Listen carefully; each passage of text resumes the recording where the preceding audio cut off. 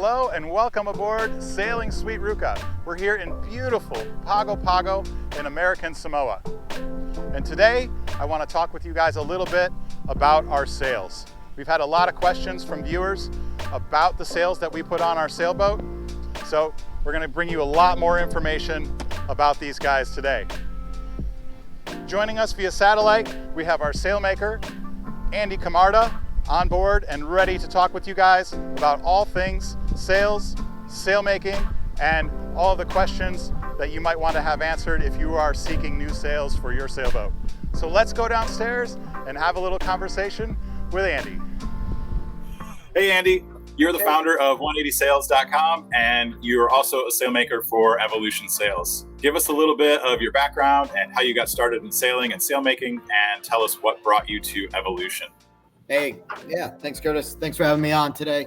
Yeah, my story is pretty simple. My dad had a T10 since before I was born, based out of Chicago. I got hooked on doing beer can races when I was 2 or 3 years old. Basically been sailing as long as I can remember. Got into junior programs, sailed a lot of 420s, opties, whatnot. Did a bit of traveling. And I've gotten a little more into keel boats as I've gotten older, and obviously gotten into sail making. I got real lucky out of college. Friend of a friend from a sailing race happened to be the VP of sales for Quantum, and one day I got a phone call and a job offer to start being a sailmaker, which is something I was always interested in, and honestly was a little tired of the corporate world. So one thing led to another. After a while there, I decided I wanted to do my own thing. I got hooked up with Rodney Keenan, one of the crazy Kiwis. He's the one the actual founder of Evolution Sails and runs the New Zealand loft. One thing led to another, and I was able to bring the brand into the States, starting the first loft we had up here in Chicago. That was in 2018, so about 6 years ago. Let's talk a little bit more about how we met. I remember way back when we first bumped into each other. I was in Chicago sailing Melgo's 24, and since then we've been on the water multiple times against each other, mostly as adversaries against each other.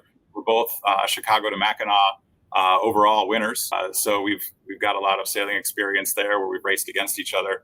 But I think what I really want to ask you is, what does both, the one design and offshore racing experience, what does that bring to the table as far as cruising is concerned, especially when it comes to sails and sail design? Yeah, that's a great question.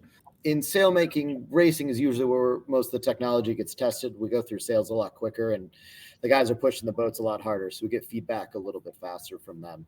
I think the biggest thing from the sail tech that, the last 10 years that's come along is the durability and the membrane and the laminate sails. The racing guys have been using these for a long time, and honestly, for a while, we're blowing them to pieces pretty quickly. So over the years, all the different sail makers have refined their techniques, the materials and whatnot, and have gotten to the point where these sails are durable enough that we can start using them in cruising environments, especially offshore boats. And boats are going to go cross oceans and put 30,000 miles on them. So that's been really helpful. There's some little things like reefing setups and internal pockets and patching that's really trickled down nicely into the cruising world that makes the sails more durable, easier to use, less likely to break, less maintenance items. That's really helped a lot. And, I think that the cooler thing, which is a little bit more recent, is getting into the code zeros. They initially started off as a loophole for racing, had kind of a very niche use, narrow range,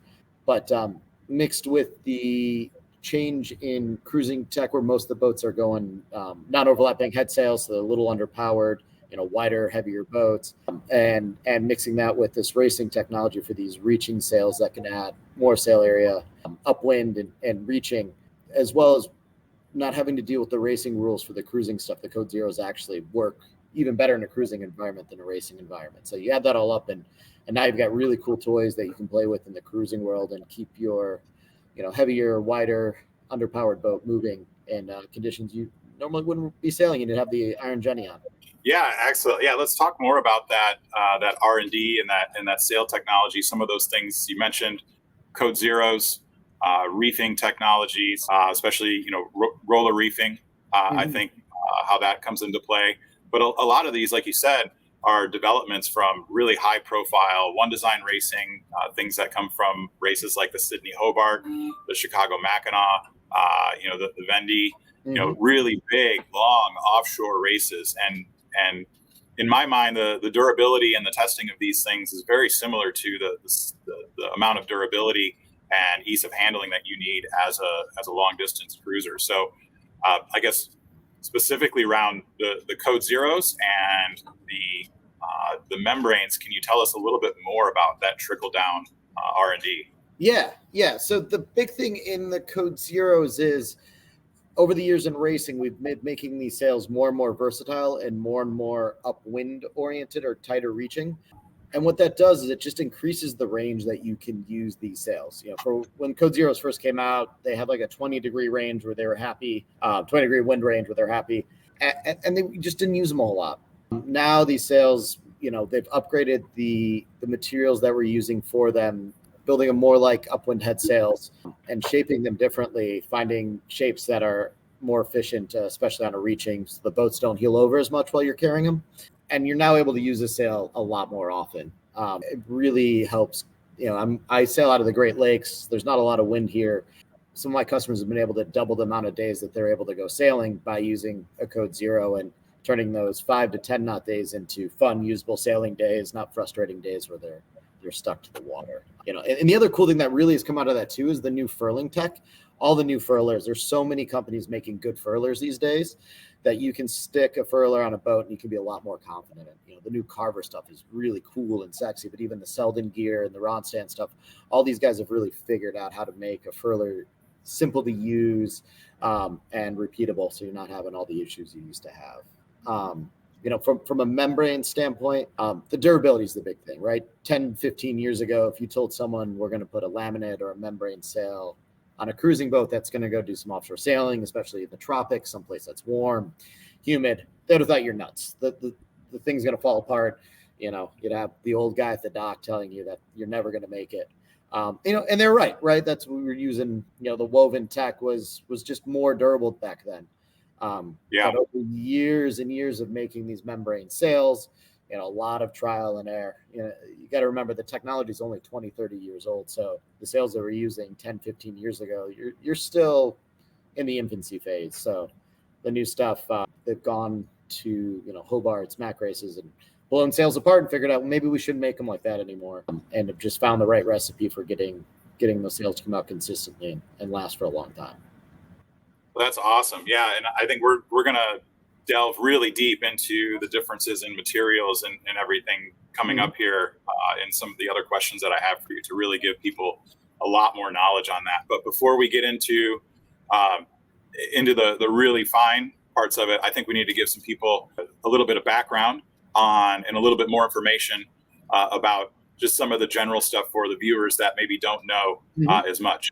You and I, we can go off on a high level conversation that most people will roll their eyes back on their head. So before we start, can you give us a little bit more information about just a quick overview of the different sail types, say main jibs, what's the difference between a jib and a genoa, staysails, code sails, and what is the difference between a gennaker and a spinnaker? Yeah, perfect. So we'll start out with your main working sails. So this is your main and your head sail. The main's pretty straightforward. That's the one that's on the boom and back of the boat. You occasionally have a boat that's got a mizzen or mizzen mast, or you have a second mainsail, but most boats are just going to have the one mainsail. And that's the sail that you're going to use the majority of the time. Your second working sail or your primary sail would be your head sail. Those come in two varieties. You have jibs and genoas. Generally, older boats will use genoas. Boats from 70s, 80s, 90s, and earlier were generally set up with genoas.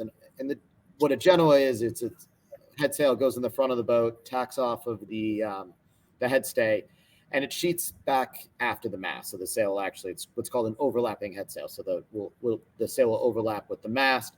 And it covers more than 100% of the fore triangle. So it's going to look a little bit bigger, and it's going to come back past the mast and overlap with the mainsail. A jib is just a smaller version of a genoa. It's going to sheet in at or near the mast. The clew or back edge of the sail is going to sit usually right somewhere in the ballpark of the mast, just in front of it or just behind it. But these are non-overlapping sails, so a little bit smaller. And the two different sails just are two different design philosophies that have changed over the years as we've learned more and more about boat design. Going beyond that, most of the other sails we're going to talk about, they are downwind or reaching head sails. So these are sails that you're going to put up and replace your genoa or jib with for different conditions. Spinnakers generally refers to your downwind head sails. These are generally going to be much bigger because you can use a bigger sail when the wind is behind you. And those come in two flavors. On most cruising boats, you're going to see an asymmetrical spinnaker. I believe, Chris, all of your spinnakers are asymmetrical. Do you have any symmetricals left? Yeah, we're a completely asymmetrical boat. Okay, perfect. So what they're running on Sweet Ruca, these are all sails that are going to be tacked off of either a bowsprit or the bow. So one corner of the sail is going to be attached to a fixed point on the boat or on a bowsprit that's sticking out in front. So there's no moving parts on it. The name refers to the fact that it's asymmetric around the center seam. So it's more like a jib or genoa where the back edge or the leech is shorter. And what these sails give you is one, simplicity. An asymmetrical spinnaker is very easy to fly because there are no moving parts. You're putting that on a pole, and it just goes up and down on a standard halyard, so a line just to pull it up. And two, they're going to give you better reaching performance because they're designed to be able to sail closer to the wind than older traditional spinnakers. The other option, and again, generally these are going to be more standard on older boats. I don't see a lot of cruisers using these. These are called symmetrical spinnakers. And these are the sails that you see where you have the removable pole that attaches to the mast and actually switches side to side depending on the angle to the wind or which jibe that you're on. Again, the name refers to the fact that they're symmetrical around the center seam.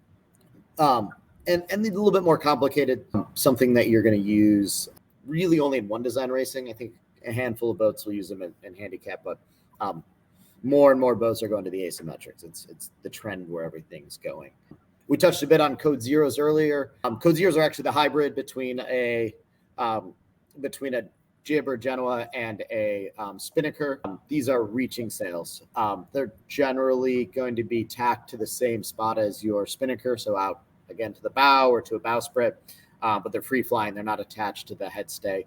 And they're going to be somewhere in between an asymmetrical spinnaker and a jib or genoa. So they're going to fit into the inventory in between. Really good versatile sails for reaching anything across the wind, except for directly upwind and directly downwind. Some fly them on furlers, some don't, depending on preference. So what other sails do we mix? Oh, and then you guys are carrying a cutter rig, right? So you've got an additional working jib or stay sail that you fly on the inside on a inner stay, and generally those are going to be used for either heavier weather. And then do you fly your stay sail at all underneath other sails to make the boat go faster? We do, yeah. We've got a removable Dyneema inner forestay. So sometimes people will say that's an actual cutter, and sometimes people will have some other terminology for it. Yep. Sometimes cutter, sometimes sloop. But yeah, our staysail is a heavy upwind staysail. Mm-hmm. So it's really made to fly in upwind and big breeze to replace our jib or our genoa, which I've got a question for you on that here in just a second. But we do also use it off the wind as well as a spinnaker staysail, even though it's not quite optimal. And then we also use it as a genoa staysail, even though it's not quite the optimal shape.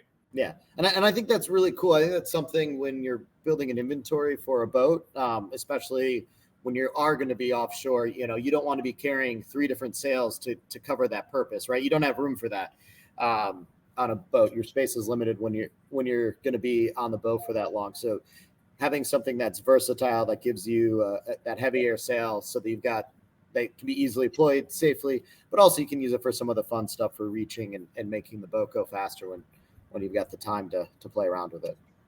Yeah, absolutely. And later down in the conversation or in a few moments, I'm going to ask you more, and we're going to talk more about polar diagrams, sail selection, sail design. And I think what you just touched on right there is very important, is selecting the right sails for a cruising boat so that they have the most versatility and they're not storing extra sails down below like a race boat, which actually is trickling down from race boat technology because race boats don't want to carry extra weight, right? Like we as cruisers care about the space in the boat, but the racers care about the weight. So more on that coming up. But before I ask you those types of questions, give us a quick rundown of each of the different types of sailing rigs. We mentioned we have a removable inner forestay, which makes us a sloop sometimes and a cutter other times. We've got ketches, stolents, schooners. There's another term people toss around called a slutter. What are all these different meanings when you're looking at boats, and what's the difference, I guess, between all these different rig types? Yeah, so I think the most common boat is a sloop. This is almost, I'd say, the majority of production boats these days, actually probably almost all the production boats these days. And a sloop just refers to a boat that's got one mast, one forestay for a headsail, and a mainsail. Pretty much all of your race boats these days use a setup, and the vast majority of the cruising boats. If you add a second mast, the majority of boats you're going to see, at least in production sailboats, that's going to be a catch or a yawl. Don't get too caught up in the distinction between the two. It has to do with where the rig is relative to the steering gear. But those are going to be boats with a smaller mast aft of the main mast, called a mizzen mast, and with a mizzen mainsail. So you throw another sail up there. A lot of old pretty boats have that setup. Cutter and solent rigs, those are both variations of sloops. Cutter and all those, the difference between the two is where the second headstay is. So both a cutter and a solent have a second headstay or second headsail that you can leave up, usually on a furler, but sometimes people will raise and lower them. But a cutter rig is going to have that second headstay somewhere further aft, somewhere between a third and a halfway back from the headstay to the mast, whereas a solent rig is going to have those two headstays right up at the bow. And those give you different characteristics. You end up with that second inner, either solent jib or staysail or cutter jib at different sizes. So it's going to give you different characteristics. Usually a solent's going to have a much larger, even a Yankee or very large Genoa is the primary headsail, and then a relatively large number 3 or solent jib that's going to fit inside. Whereas the cutter rig's going to have a much smaller staysail. Schooner's a double rigged boat. I actually don't know the definition of that offhand, but that's going to look more like an older tall ship. Maybe some of the super yachts might fall into that category, but that's not something you're commonly going to see while you're out there sailing. Yeah, I think a schooner is both masts are the same height. Okay, that's I think, and I've only been on one boat that has been a schooner. I think that was the Vincent of Antarctica, which has an interesting story about its sail designs and rig. Yeah, but yeah, I think, and I could be wrong, right? I'm putting this out there. The same two masts with both the same height. Yeah, and I think you can have a three rig schooner too. So I think you can. I think you're probably right. Yeah. There's, when you get into the older like tall ships, there are so many different rigs, and that's one of those things that I think you could argue about for days as what falls under what category, because there's so many variations before everything kind of condensed into the one or two mast setups. Yeah, we'll let the old salts drop them in the comments below. Tell us where we're wrong. Yeah, exactly. Give us something to think about here. So now that we kind of have a good understanding of the different sails that we have on board, and then also the different rig types that we have on different cruising boats, let's dive a little bit deeper into the actual vocabulary that you need to know when you're talking to a sailmaker, and then also some of the vocabulary you're going to read about, which when you're researching sails and sales material for yourself as a cruiser, when you're buying sails, what are some of these words that you hear, head, tack, clew, all the different areas of the sail. But then also we get into some things that you'll hear maybe from a sailmaker, like, bias or aspect ratio. Like what are all these things and what do they mean? Yeah. So we can go on all day. There's a lot of, again, sailing and sailmaking is a lifelong passion. You can learn something new every day. We're talking about sail, parts of the sail. It's pretty easy. Just for a couple of the corners, you can imagine you're just standing on the sail. So the very tip top corner, we're going to call that the head. That one's pretty straightforward. And the bottom edge, so the long edge on the bottom of the sail, we're going to call that the foot. I think those are the two easiest to remember. The front edge of the sail, we're going to call that the luff. And the easy way to remember that is when you ease a sail out or turn the boat, that's the first edge that's going to start shaking or luffing. So it's pretty easy to kind of visualize that. And then the bottom corner, the front corner, we're going to call that the tack, because that's normally tacked down to the boat with some sort of shackle or pin, essentially what's holding it onto the boat. Getting into the back edge, I actually don't have a good one for the back edge. It's called the leech. It's the exit of the sail. Actually, one of these days, I probably should look up where that name came from. I'm sure it's got a good story. But and the last one, it's always my favorite, especially with the kids, because I haven't got a clue what to call the last corner, so they just called it the clew. The only wrinkle in that, it's spelled CLEW, just to make it extra fun. So that's kind of the basics of the sails. Getting into terminology for sail making, I like to keep it simple when we're talking about sails. So I think the big things you want to know going into it, batten setups, how many battens are in the sail. Those are the rigid, usually fiberglass sticks or stiffeners that go into the sail that help keep the leech or back edge from fluttering and allow us to make the sails a little bit bigger. Mainsails, except for furling mains, almost always have battens in them. Furling mains can or cannot. That's a bit more of an advanced topic. Jibs generally will, non-overlapping head sails. Occasionally I've seen Genoas with them, but I don't recommend putting them in a Genoa. That's kind of an odd setup, just creates too many hassles. Reefs, so reefing a sail is I think a term, especially if you're cruising, that's very important to understand. And reefs are just ways to reduce sail area within the sail. Mainsails generally have what's called slab reefing, and that means that we're taking basically chunks out of the sail and using an alternative mean of attachment, usually a line in the back end and some sort of hook or shackle, or potentially even a second line in the front or left of the sail to pull it down.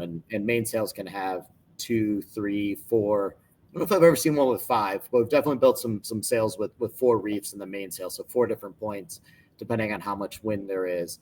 If you've got a furling mainsail or a furling head sail, you can do what's called roller reefing, which is you use the furling gear to actually shorten the sail.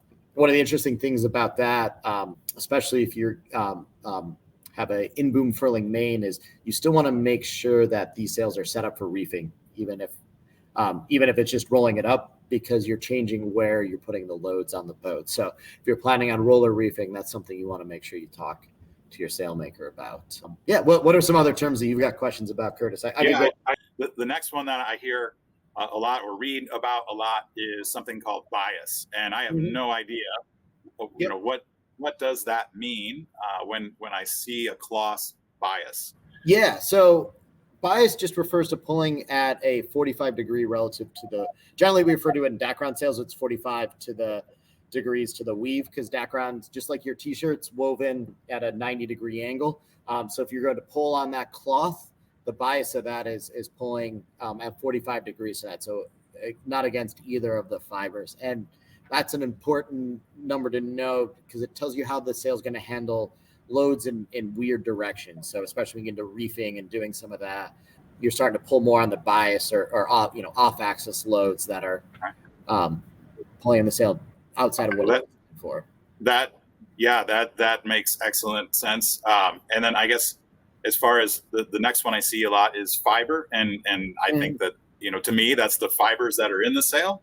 But I guess touch real quickly on, fiber, fill, and crimp. What are those? I think they're all connected, but a little bit. So fiber is a little bit different. So let's do fiber first.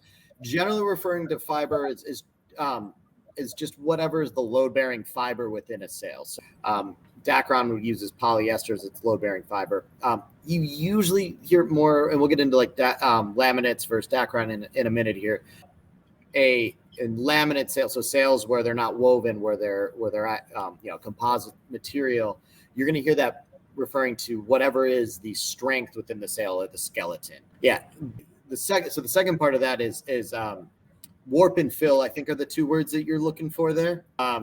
And that actually refers to the strength of a cloth as you look at it actually on a roll. So when we get into Dacrons and any paneled sail, anything where we're using an off-the-shelf material, if you take a roll of cloth and roll it down the floor, the short end on the roll, right, so going across the roll, that's referred to as the fill. And this refers to how the sails are woven together. And we still use it for laminate sails, but just how we've always referred to it. So fill is the short end. So on a crosscut sail, this would be what's going up vertically up the sail. The warp is the long way down the sail. And the reason we call it the warp is that actually as the sails are woven in a woven sail, this is the part of the weave that actually goes up and over the fill as it's woven together. So that's why we call it the warp. The crimp refers to that weaving, the process of having that not being a perfectly straight sail. And why that's important is when you put pressure on that crimp, that weave of the sail wants to straighten out. And depending on how that sail is built and different construction techniques, you can have more or less stretch. Yeah. Okay. Makes perfect sense. And when you mentioned stretch, then the last two words that I have for us are elongation and creep. Yep. So elongation just refers to how much the sail stretches under tension. It's a little bit easier to think about when you're looking at lines, right? So when you load up a halyard or something, how much that tensile strength, so how much is that going to elongate or stretch when you put load on? Elongation and creep are actually pretty closely related. Elongation is the instantaneous. So in that moment, how much is that stretching? Creep refers to how much it stretches over time. Certain materials, especially Spectra or Dyneema, which we use a lot for halyards and also used in sailmaking, is known for having what's called creep. So over time, that halyard or that sail is slowly going to stretch and grow over time. You'll notice this on your halyards. If you've got a halyard that has a lot of creep, if you have marks for maybe how hard you pull it in a given day, you'll watch them start moving further and further up as that halyard ages. Well, that's awesome. Yeah, those are all really, really good things. And most people, I don't think, will ever have to, get into those things, right? That's what your job is as a sailmaker.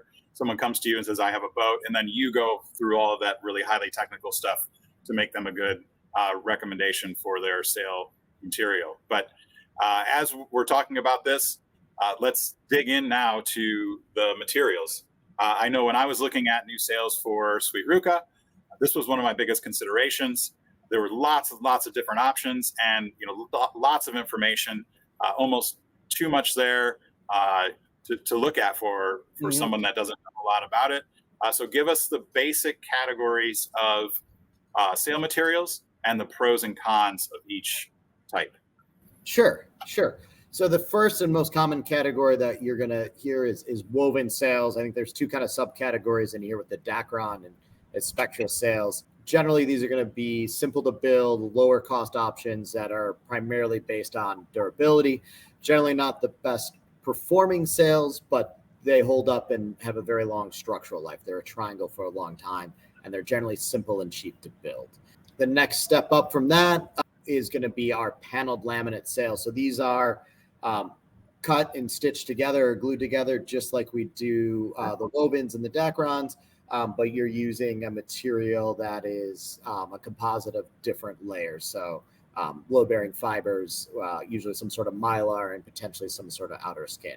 These are going to give you, a lot more options. There's a very wide variety of what falls underneath this. And generally, you're able to get better performing sails or a little bit more dialed into what you're trying to do. Obviously, these are going to cost more. And some of the laminate sails, some of the lighter built stuff, especially the racing oriented stuff, isn't as durable as the Dacron and Spectra woven sails. And then just expanding on that concept, we have what are composite or membrane sails. This is what we've got on Sweet Ruca, the majority of the sails on Sweet Ruca. And these take the idea of a laminate sail one step further, where we're, instead of taking a rolled good, we're building the material completely from scratch. So we're laying the fibers exactly where we want them. The band pockets, corner patches, things like that are all already into the sail. Everything is exactly how the designer wants. This gives you a huge amount of customization and also a much stronger sail relative to its weight, because we can make it strong where it needs to be. But obviously these are going to cost a good amount more because there's a lot more that goes into building them. Okay, cool. Yeah. And I think we'll delve more into the specifics of like the membranes and the differences between racing and cruising and how those are set up, and specifically our sails in a second. But I did consider Dacron very closely when looking at the sails for Sweet Ruca. Obviously, budget is a big concern. For example, I could buy 2 sets of good Dacron sails for 1 set of membrane sails. In the end, I decided to go with the membranes. Mm-hmm. But I guess when you talk to a customer, when is the choice that I made the right choice? And when is the choice maybe for Dacron the right time? Yeah. And the good part about this is there's no real wrong decision here. We're just trying to fit the sails best for kind of sailing style, goals, budget. So I don't think you would have been wrong going either direction. The big difference between a membrane sail and a Dacron sail these days, if you get the right, especially if we're going offshore, as long as you've got the right Dacron, something that's built correctly to go offshore, is how that's going to hold its shape. So you're going to see a difference in performance, how much the boat heels, how much drive you're getting out of it. And so much of that comes down to what your expectations are for the boat and your sailing style. So Curtis, I think a lot of our conversation related around you're a racer turned cruiser. So you're used to being able to do certain things with the sail, shape them, adjust them. You're used to them having a certain look and feel to them. And I think the membranes, just with the number of hours that you're going to be sailing, you're going to get a lot more enjoyment out of getting those attributes that you want out of it. So I think that was the big reason I pushed you in that direction. But I think for a lot of people that the Dacron sails are the right sails. It obviously saves a good amount of money, and you can create a really good Dacron sail to go offshore. Okay, awesome. So you really can't go wrong either way. Now, speaking of Dacron, I learned there's a lot of difference between maybe the types of Dacron or maybe the brands of different Dacron materials. And we talked a bit about the different fibers and the definitions of those things before. When you're considering Dacron, is there a difference in maybe the quotes that you're receiving from different sailmakers? And should you be looking, for specifics as far as the materials that you are being quoted? And does that make a difference in your sales durability and price and performance? Yeah, no, there are a million different Dacrons out there these days, and they're Dacrons built for completely different uses. So it is important to take a look at it. I think the biggest thing is making sure you're getting one of the name brand Dacrons. There's a lot of cheap knockoff materials these days. So they're not telling you the name brand, generally either Challenge, Contender, Bainbridge, or Dimension Pliant are the 4 that we use. I'm sure there's other out there, but those are probably the most common and most used. If they're just saying 8-ounce Dacron with nothing beyond that, you're probably getting either a second or, some cheap, no-name Dacron. Beyond that, within those, each of these different companies makes a wide variety of different Dacrons. So we look at kind of the product line that we carry. We use a lot of Challenges crosscut Dacron. So they've got their Newport and their Marblehead. These are really good mid-level cruising Dacrons, great for day sailing and coastal cruising. But what these give you are a good fiber. So they're using high-end polyester fibers. The other thing they do with Dacron is they actually heat it to shrink it. And the more they heat it and shrink it, the better and less stretch that you're going to get out of that. So these have gone through that process. They use what's called a medium finish on these Dacrons. So that refers to the resin, and that's what that crispy feel is. So if you've ever been on a One Design race boat, a J70, T10, J105, something that's using a Dacron mainsail, you'll be used to the hard finish, that crinkly, hard, very stiff sail. Those are great for performance, but it's not as durable. That creates the ability to crack. It's not as durable. So the medium finish is generally better for cruising sails. Taking a step above that, you can start getting into some of the triradial products. Dimension Poly makes a really good pro radial. So does Contender. Radion's also a good option. And these are sails that are actually woven in a different way so that they're stronger in the opposite direction. These are more an option for offshore cruising. People who want a little bit more performance, you can put more miles on the sail. I'm trying to think of some other Dacrons. Sorry. Is there I guess a couple of questions just popped into my mind. Freehand here is there a difference between, say, the Dacron that's going on that's coming from a boat off of the factory or onto, or is there a difference between a sail that goes on a charter boat?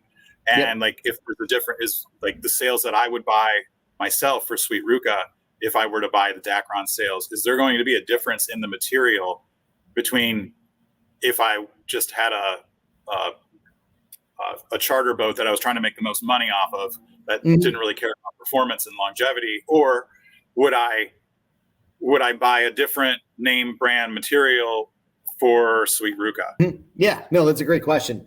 So first of all, the OEM sales that you're getting, most manufacturers, I don't think I can throw everyone in there, but most of your mass production manufacturers, those OEM sales you're getting are pretty low grade Dacron. They don't have much in the way of resin. They don't have much shrinkage. They're using a low quality fiber in there. Those are designed to build them very, very cheaply.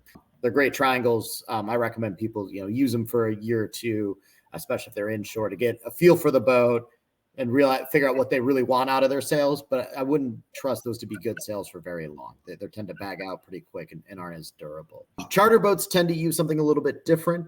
There's some materials, charter crews or fastnet from a couple different manufacturers.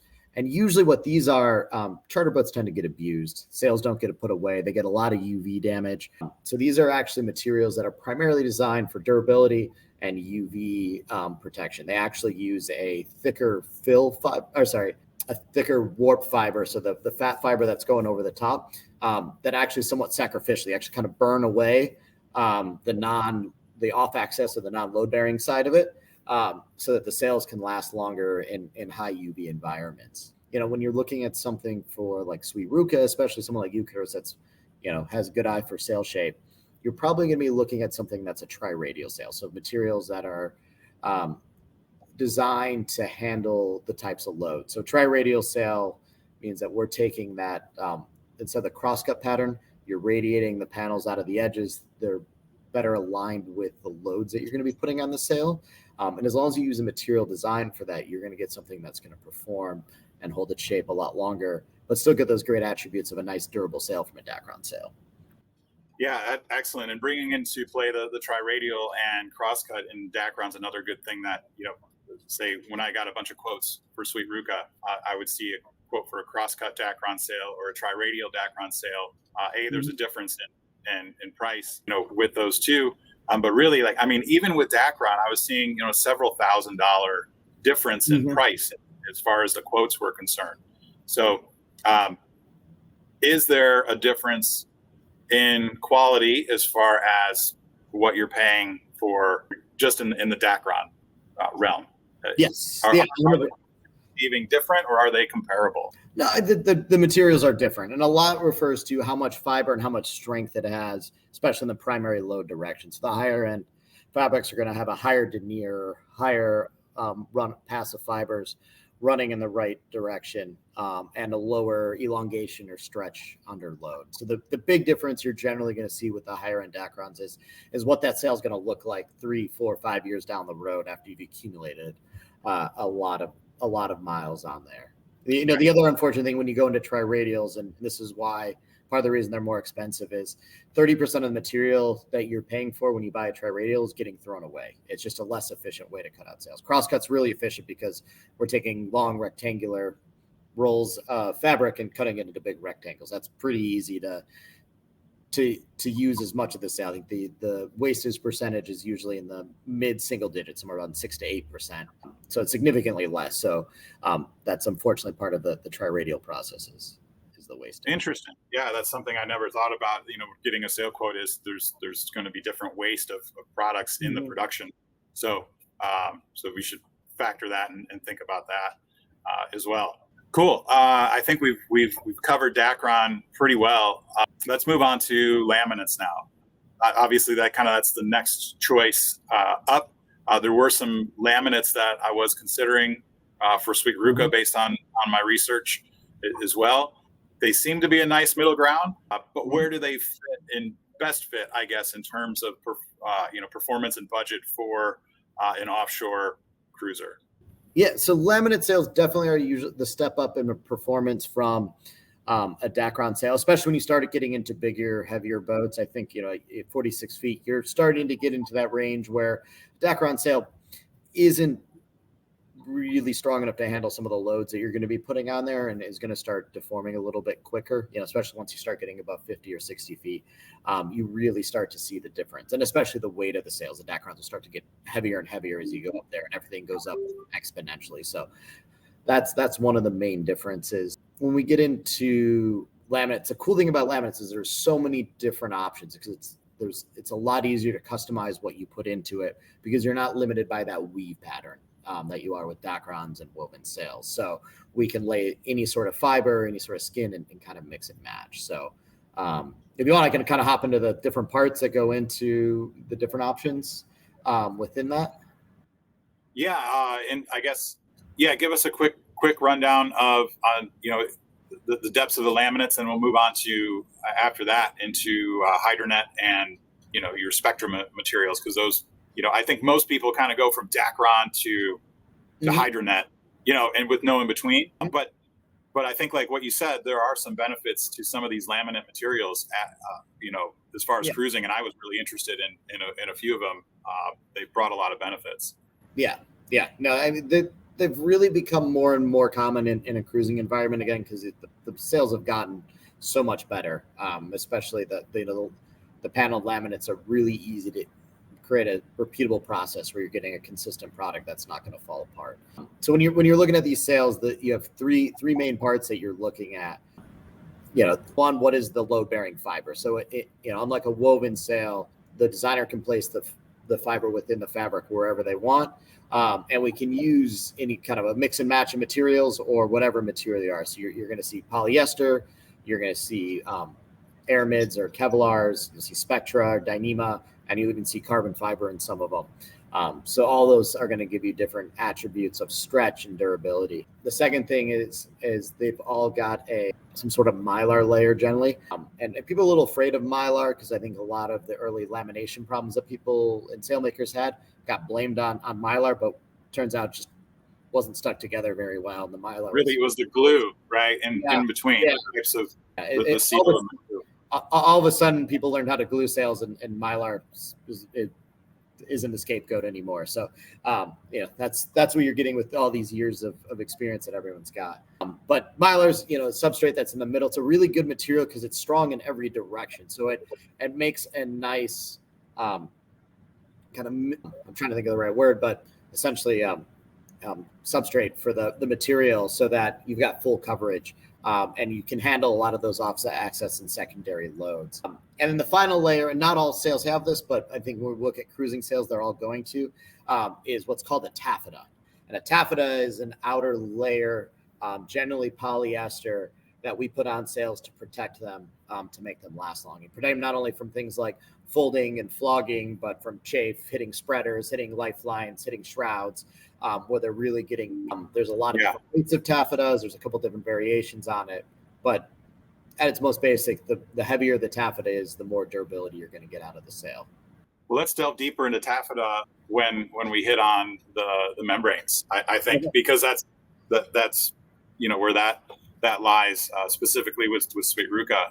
But I guess tell people that are trying to, let's talk about hydranet and Spectra types of fabrics, because those were also of great interest of me, basically because there's a lot of tried and trueness with those. And also, I guess one of the benefits to me was it's maybe easier to repair, or I can find lofts to sew it because it's more of a standard type material like Dacron. So maybe there might be more sail lofts familiar with it if I were to need an emergency repair. But just fill me in more about hydranet, and then also, is there an off-brand of hydranet that is different that sometimes may be sold in the same manner? So hydranet is another woven material. So it's very similar to Dacron in how the material is made and constructed. But hydranet actually is woven Spectra. It's made by Dimension Pi, and so it's referring to a particular product line. Hydranet for years and years and years, and still is the king of durability for offshore sailing. And 10, 15, 20 years ago, before laminate membrane sails got to the point where we were comfortable using them offshore, that's what everyone was using, especially when you're doing long miles, high latitudes, when you're not going to be anywhere near a sail off. And still, in terms of absolute durability, if you want a sail that's going to last 10, 15, 20 years, it is the absolute king. It's a really nice upgrade from a Dacron sail. For performance, it's going to hold its shape better, but still isn't up to the level of the modern laminates from a shape holding standpoint. So if durability and how long that sail is going to be a triangle, is your biggest priority, then 100% hydranets. It's a great sail. We've been using a lot of Contender makes a similar product called Pro Radial. There's some slight differences between the two, but essentially they're both woven Spectras. And honestly, some of that comes down to a price point. Hydranet is quite an expensive sail. It's definitely by far the most expensive woven that you can buy. And some people get sticker shock from it. So we will occasionally use the Pro Radial or the hybrid, from Contender just to get that price point down. Okay, interesting. Very cool. Now on to, I guess, talk about the membranes now. Obviously, we chose the membranes on Sweet Ruca, and really that was because, like you said, shape holding, right? I wanted a consistent sail shape and what I was used to using from racing. And just in last week's episode, or last 2 weeks of episode, we did a lot of light air sailing where we were sailing offshore and 4 knots, and that becomes really, really challenging to actually even stay moving in those types of situations.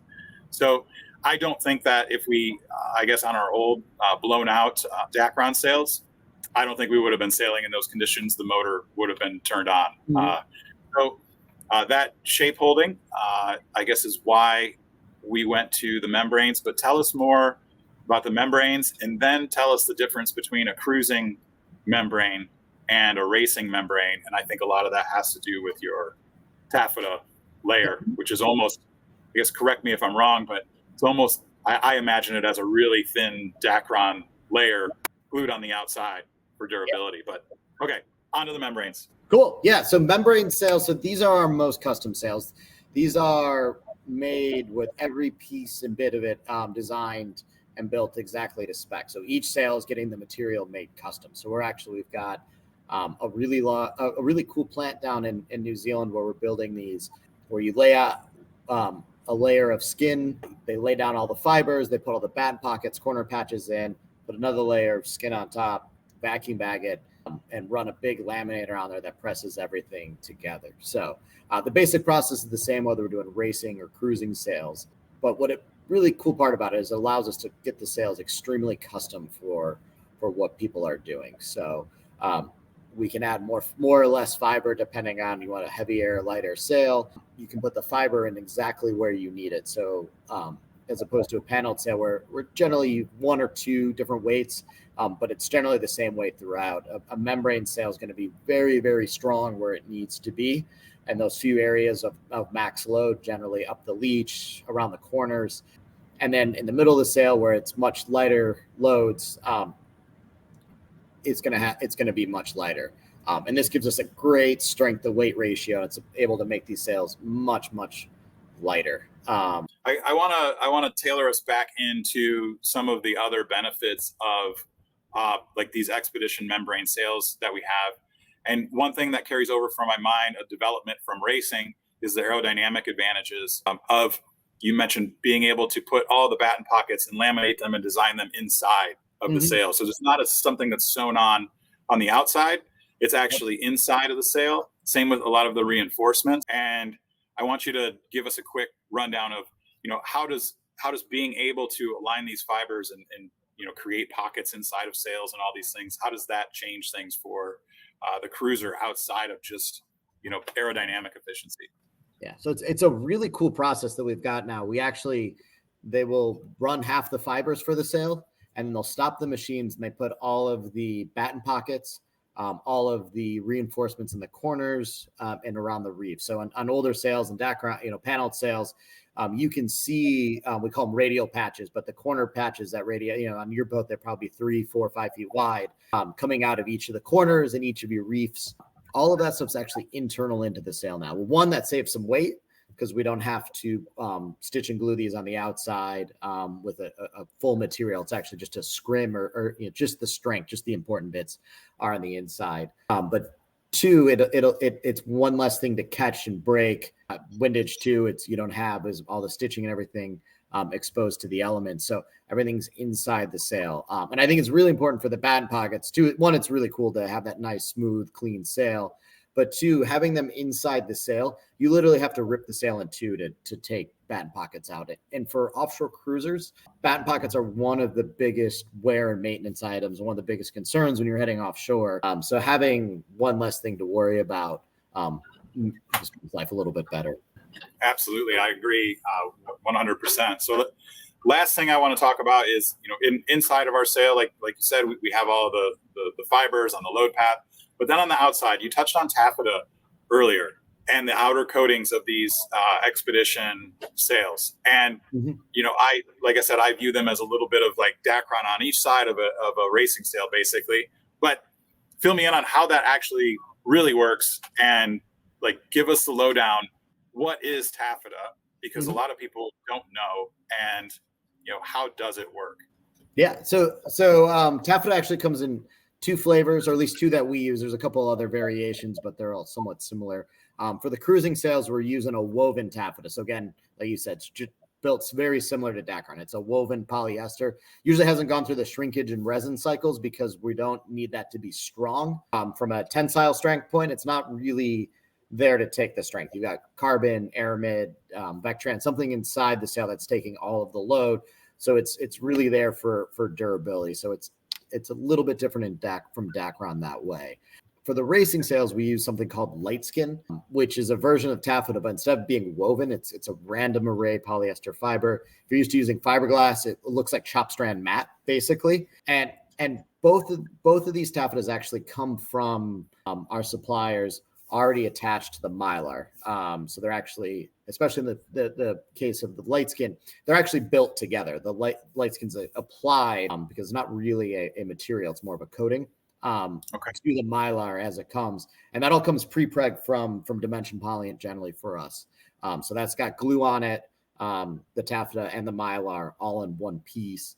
And we get each of those in 3 different weights. I think we might have 4 in the woven taffetas for different size sails and different uses. You can go a little bit heavier, a little bit lighter. Oh, awesome. So that kind of clarifies something. So taffeta is no longer like a secondary thing that's like an afterthought where we're going to stick this on to give a little bit of extra protection. It's really forethought into the actual construction of the sail itself. So that's really cool. And, I didn't know that. I don't, a lot of other people might not know that. So inside sail making secret real quick. So what about different sail colors? I've even started to see, black sails in like some black Dyneema sail, or sorry, not Dyneema, but black Dacron sails out there. What's with black? What's with, there's gray sails, white sails, I don't even know if are there any other colors available, but why has the sailing industry made a shift towards black sails? And does it make a difference from the standpoint of the sun, from sail shape? Does it just look cool? Does it cost different? Like, what's the deal with black? Yeah, you actually have really good timing on this because Dimension Polyant is one of our main suppliers. They make a lot of sailcloth. Just re-released almost their entire product line in black, from their from some of their higher performance Dacrons to a huge portion of their laminate offering. And I had quite a funny conversation with with their rep. And, what did you change? Oh, we just made it all black.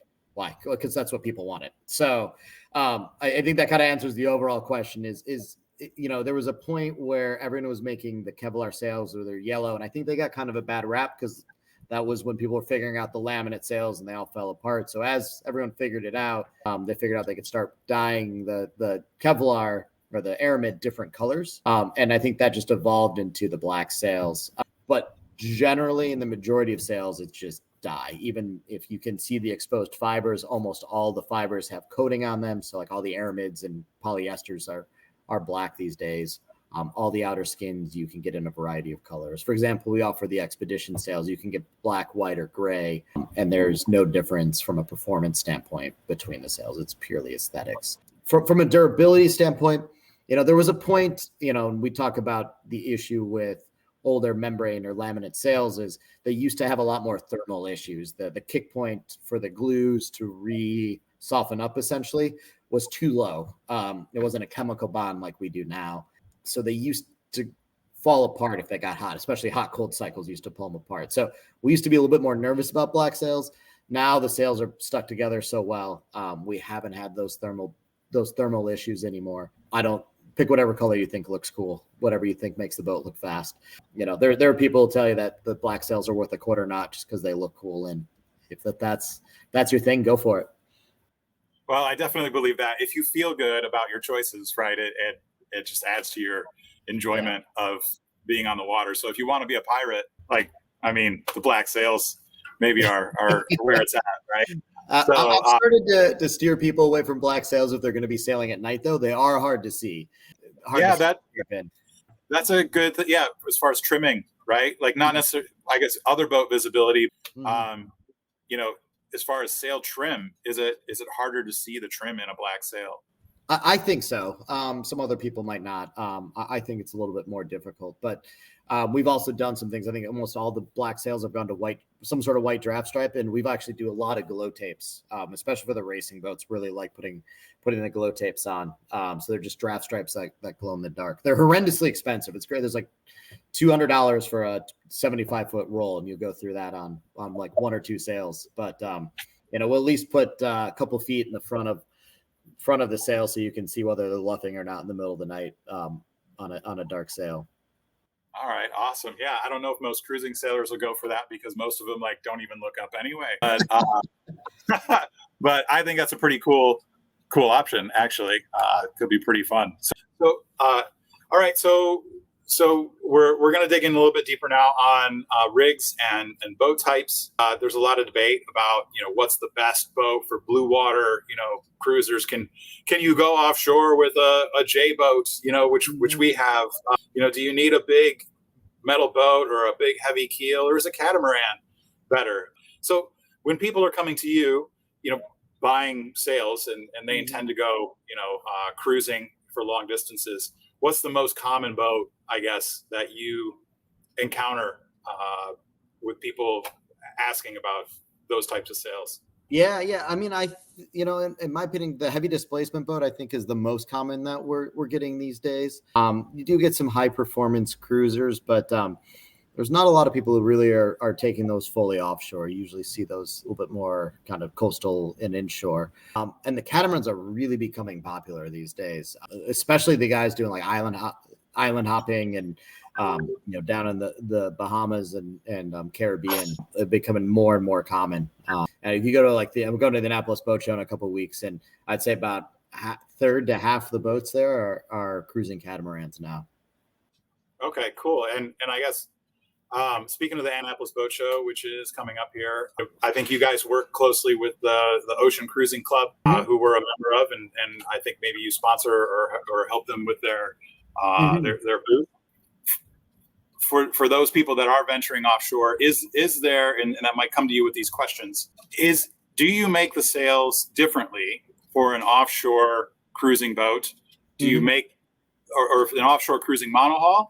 And then is there something different you do for an offshore cruising catamaran versus, say, an inshore cruising boat that, you know, maybe they just, you know, cruise for a weekend or a day or two? Yeah, no, we definitely make the sails different. And for all three of those categories, we actually have different finish standards that we use between catamarans, inshore cruising, and offshore cruising. A lot of it comes down to the weight of cloth that we're using. Catamarans are going to put a lot more load on sails because they've got so much riding moment. And then the more distance you're going to do, the heavier sail you're going to want, you're going to put more accumulated hours on them.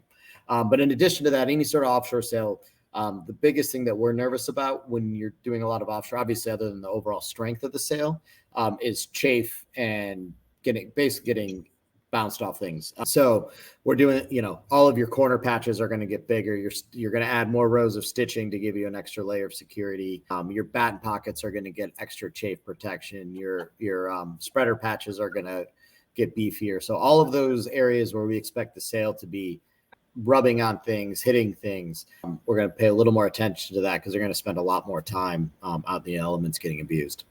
Okay, cool. So there really is a difference in the quote that you're going to get from, you know, your basic standard sail versus, you know, something that maybe is more specialized or more blue water sail is going to be more expensive because there's more Yeah. work, heavier cloths, and etc. Cool. The next question is delves into measurement. We on Sweet Ruca, there's a video back when we were in Uruguay when we were buying our mainsail. We did in-depth measurements ourselves of the boat. Usually, someone will employ a rigger or a sailmaker to do that. It can be done yourself if you follow some really precise instructions. But what, as a sailmaker, how does the measurements of the rig play into the buying process of your sail? Yeah, no, it's really important to get real measurements off the boats. There's so many different variations on all these boats. People have changed things. I've even been on boats where they didn't realize they didn't have the stock rig on it anymore. Someone in the past had lost a rig or replaced the rig for whatever reason, and we didn't realize until we started to measure. So it's extremely important to get those numbers right, and especially when you're getting into finished details of how the sail attaches to the boat, your reefs, how your tack attaches. You need to have that information correct. On mainsails, I think one of the things we spent a lot of time on your boat doing is mast bend measurements. The luff curve of the main and the mast bend need to match up so the sail will not only be shaped correctly at base settings, but when you start putting backstay on and making other adjustments to the rig, we want the sail to react and change shape correctly. So the more detail we can get, the better. But the cool thing is there's a lot of different ways that we can get that information. Every sailboat's got the I, J, P, and E, which gives us a starting point for how tall the rig is, how big the boom is, how big the head sails should be. J-Boats is really good about having sail plans available so we can double check all of that information. There's some times where some of the remote customers I deal with, we check some of the main measurements, take some pictures, and as long as that matches up with what I'm seeing on the sail plans, we can actually build sails without doing full measurements on it. So while we're on the topic of sail measurements, let's talk really quick. Give me a quick definition so I can pop these up so that people can see it when they're getting quotes for new sails or they're looking to buy new sails. What is the I, J, P, and E? And is there any other letters they need to know about? Sure. So I, J, P, and E are design dimensions that the designer of the boat specified for the dimensions of the sail. P and E refer to the mainsail. The P is the distance from the top of the boom to the top of the mainsail hoist, generally just shy of the top of the rig. On racing boats, you'll see black bands to signify this. So they're marked. It's not always on cruising boats, but generally we have databases or the design files that will tell us that. The E is just shy, is from the mast to, again, near the end of the boom. Not all the way out to the end, but where the main is designed to end. On older boats, actually, the P can be well shy of the top. I did a Catalina 30 this week, and their P is a full foot shy at the top of the rig. So that doesn't always mean they're right at the end. I and J are head sail measurements. I is the distance the headstay is off of the deck. It's actually interesting. It's not the coach house. So if you have a dog house or cabin that pops up, it's actually down to the deck level. So sometimes it's actually impossible to measure it directly because the structure of the boat's in the way. And the J is from that same point. So where the mast meets the deck forward to the head stay. And if, like Sweet Ruca, we've got, the removable stay, you'll actually have an I2 and J2, which will be the dimensions of the second head stay. There's even, you have I3, J3 as well on some boats that have double inner stays. And then the spinnaker uses the same dimension ISP. So I spinnaker is the spinnaker hoist down to the deck. Sometimes it's the same or it's very similar to the eye because it's right at the headstay, and sometimes it can be much higher up. And then we have the SPL or spinnaker pull length. Sometimes they'll call this JC. And I'm blanking. There's a third one. I can't think of it at the moment, but there's a couple different ways that you might see that. But that is just from the tip of the pole back to the mast. Okay, perfect. Excellent. So now that we've kind of delved into all of that, let's talk about sail trim a little bit. Obviously, if you get your sails and you don't trim them properly, you're losing out. You just invested on a whole bunch of money and really nice new sails. But if you don't know how to use them, or if you're using them improperly, you're not going to get the performance gains that you really wanted to get. So in a lot of videos that we've done, we've showed how sail shape is so important. You know, we talk about trimming the main and Genoa and spinnaker and everything in our videos, but give us like a really quick rundown of what to trim, how to trim a sail for beginners and cruisers who really don't put a lot of thought into trim. They're like, hey, we're going. Yeah, it's fine. I'm not worried about speed. Some things that we say are, when in doubt, let it out, you know, let it flap until it doesn't, you know, and then, you know, pull it until it doesn't. You know, give us the quick basics. Yeah, I think, you know, when most people think sail trim, so we're talking about, they're thinking of angle of attack. So that's what we control with our spin sheets, our main sheets, our jib or Genoa sheets, and spinnaker sheets. And that's the angle of the sail relative to the boat. The more we ease it out, the wider that angle is, right? So I think on that regard, generally the school of thought is, you know, obviously let it out till it luffs a little bit and then bring it back in. And generally the way I do that is when we're reaching, so we're going across the wind, I'm generally trimming the sail to the course. So trying to drive a straight line and using that angle of attack with the sail, the trim with the sail to match where I'm going. When I'm going upwind and trying to sail close to the wind, I'm going to trim the sails in to what I think is the best angle for that. And I'm going to drive to the sails. If you got tails, you can use those. You know, the inner one's going to tell you to go down and the outer one's going to tell you to come up. But you can use the same thing where you come up until it just luffs a little bit and then turn back down. And that's going to be your best setup.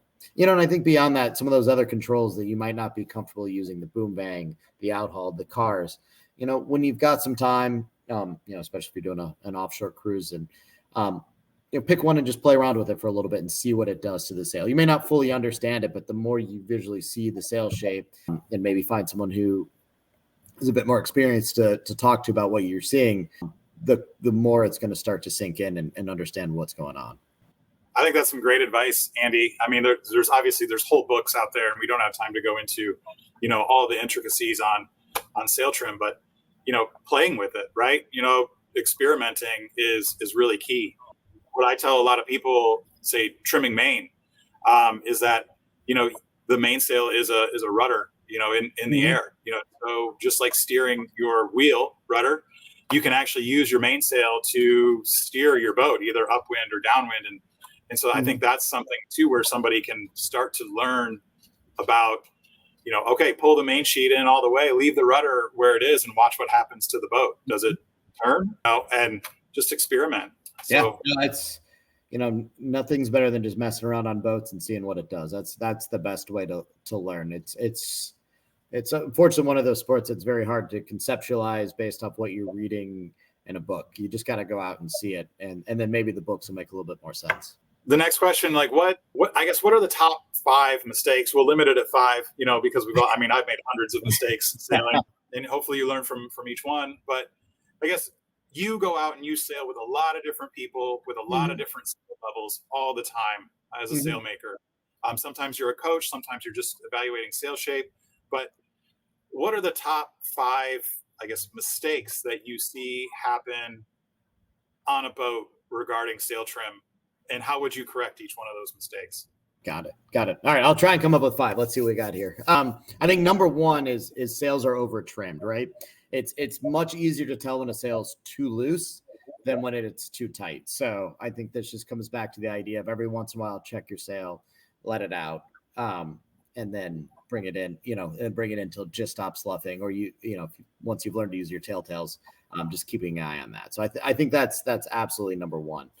I think number 2 is not so much a sail trim thing, but just a boat setup thing, which is communicate. If you got one person driving and one person adjusting the sails, I usually pick, you know, are we trimming to the course or are we driving to the sails? Because if you're doing both, you kind of chasing yourself in a circle and it becomes a little bit more difficult. And then 2, when you're adjusting the sails, communicate what's going on. If the person driving doesn't realize that the sail's being eased or trimmed and they're turning the boat to match, you know, you can run into some issues there.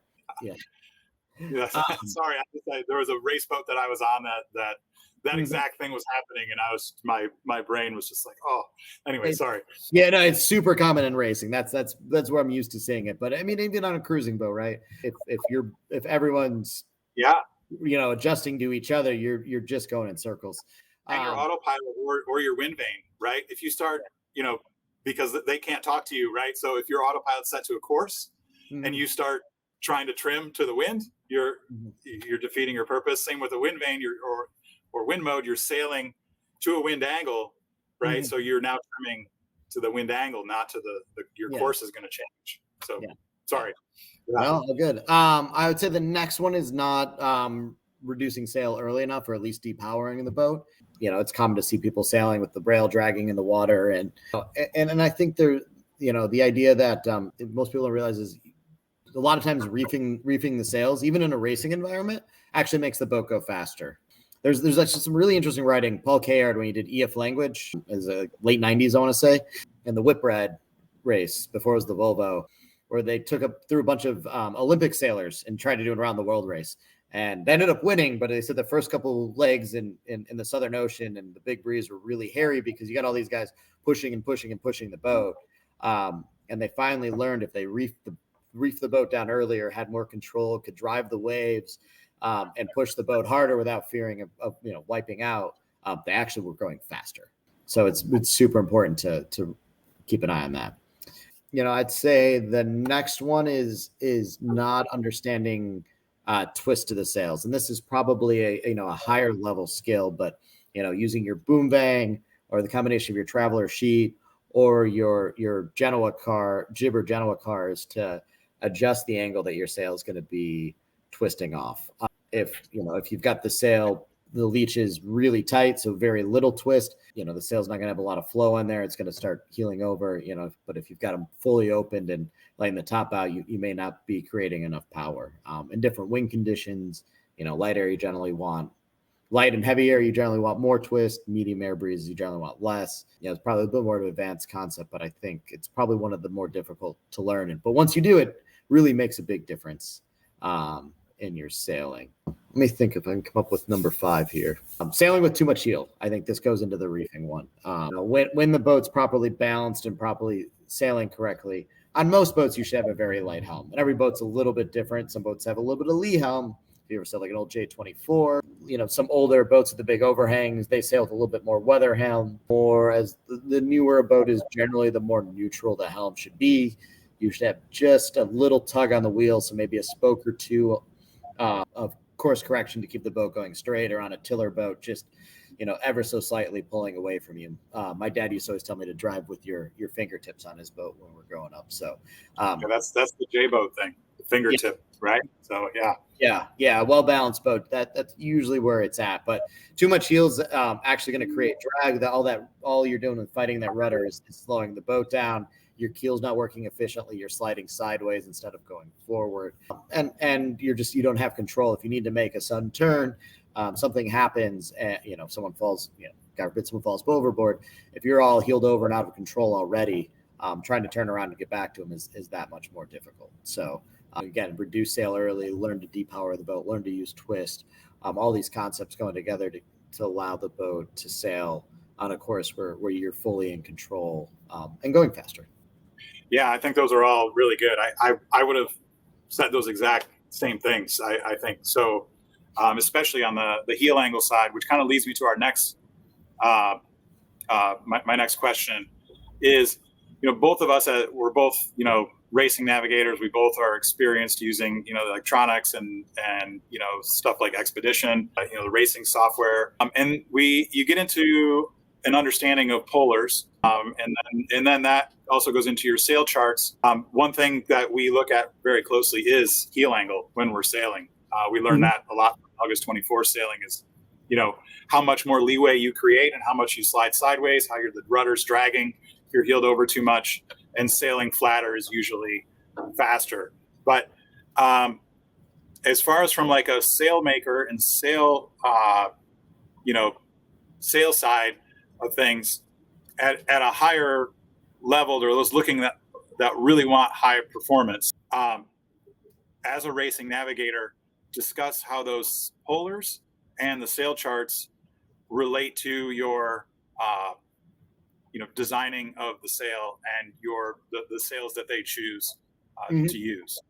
Yeah. So where a sail fits into the sail chart is hugely important, and having an inventory that works together. I think, we were talking earlier about trying to sail with as few sails as possible, right? So you want sails that are very versatile, that can change and be used in a variety of different conditions, whether that's reefing or using your sail controls to change the shape on them.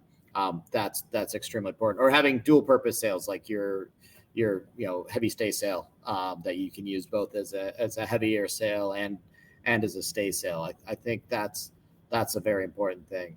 But we start looking at pullers and how we're going to sail the boat. One, you need to know what they're going to be sailing with and what their sailing style is. I know when we're designing sails for Curtis, he's going to sail the boat relatively aggressively, at least in the terms of a cruising sailor, and push the boat a little bit more so we can put a little more shape in it. And I know you're going to reef and do that. Whereas if, I think we talked the other day about, I've got a customer that's sailing with his 3 kids and the whole family's on the boat. And, we're very, his boat's a little bit more detuned. The sails don't have as much shape in them. They're cut a little bit smaller. You may not get there as fast, and that's fine because they just don't have the bandwidth to be adjusting the sails all the time. So I think that's really important. And then, hitting those polar speeds and your targets, it's very important for weather routing, especially if you're trying to get around storms or avoid a giant hole, or you don't want to go upwind, right? Understanding where the holes in your sail chart is, where you don't want to go, and being able to build sails that'll hit the number so you can predictably get to where you want to go. What special considerations, would you make on a blue water head sail versus a racing head sail? Obviously the blue water head sail is going to be heavier. It's going to use a more durable fabric. I think that's kind of a given. The big thing is how you handle reefing, as blue water sails, especially since everything's on furlers now, right, are almost always going to be set up for furling. So that means we're adding extra fiber in the front of the sail so that you can furl it without damaging the sail. So you've got load path in the right spots. That means reinforcing the corner patches so that you've got extra material when the sail's furled that's still in the right spots. You still have corner patches, basically. That's putting a foam luff on, which, for those who don't know what a foam luff is, it is vertical luff, or vertical foam that runs up the luff of the sail. Sometimes actually use rope, we call twin tapered ropes too. But basically you're bulking up the front of the sail so that when you furl, because you no longer have any luff tension, you're no longer flattening the luff of the sail. It pushes back on that and actually flattens the front of the sail back out. So it's very uncommon to see those on racing sails because they're going to just switch sails. But cruising sails, that's really common. We're less likely to put battens on furling jibs for cruising boats. Vertical battens, unnecessary complications for some people. Yeah, and then beyond that, just a little bit of extra reinforcement where we think it's going to be hitting places. Oh, and then obviously a UV cover, and possibly with Tenara or Flex.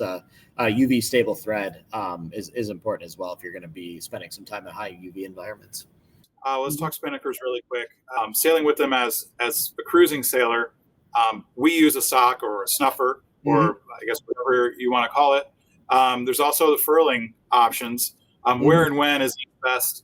Is it better to have a furling option for a spinnaker or a downwind head sail versus a sock? I generally feel socks are going to be better for bigger, deeper kites. So generally you're more downwind oriented running kites, and your stake, your R2, I would 100% put that in socks. Generally, when you make a running spinnaker, the luff length is going to get longer and longer relative to the straight line, right? If you draw a straight line from the hoist to your tack point, those could be as big as 108, 110% of that length. So it's a lot of extra material in the front of a sail that's going to go into a sock a lot cleaner than it's going to be furled. As you get into flatter and flatter sails, especially code zeros, I really like putting code zeros on furlers. They're generally made out of stiffer materials that aren't going to go into a sock as well. They tend to be flatter, so they have less extra material you need to suck in, and they go onto the furler so much cleaner. So, I think it's important to have an understanding of the differences between the snuffer and the furler when you're designing a sail and where they're going to be used, because we're going to push people towards, maybe if you've got an in-between sail, like an A3, a reaching spinnaker, if you're going to put that on a furler, we're going to make that sail a little bit flatter, so it's going to furl cleaner, right? If you've got a code 0, we're going to put a tunnel and the luff, so you can run the torsion cable actually through the sail, so it's connected, so that it's going to furl cleaner and go way easier for you. Well, I think that pretty much covers everything that we had to talk about today. This was really, honestly, kind of the master class, I think, in cruising, sail selection, things to think about when you're talking with your sailmaker. So I guess to wrap things up, is there any final message that you would have for somebody other than to go check out 180sails.com and check up Andy on the website? Is there anything else, any last takeaways that someone considering new sails with any brand should think about? Just find someone you're comfortable with, right? You want someone that's going to listen to you. If you don't feel comfortable with what they're saying and what they're hearing from you, they're probably not going to get you good sails. So find someone you like, and then beyond that, go use your boat and go sailing and spend some time out on the water, and that's going to give you the best feedback for what you're going to need. Awesome. Well, thanks so much for being here today, Andy. This was a wonderful converation. So thank you. And I'm having a really good time watching you and Katie sail around the world. So I'm a little jealous, and I'm looking forward to seeing where you guys head next.